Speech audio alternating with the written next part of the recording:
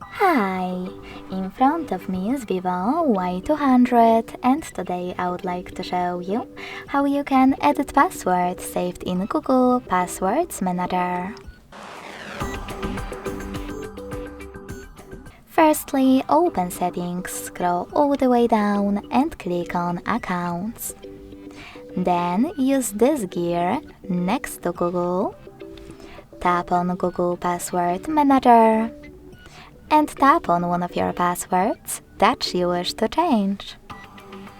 Finally, enter your current login method and tap on Edit button. Then you can change wherever you want to, and when you're done, click on Save at the top right corner.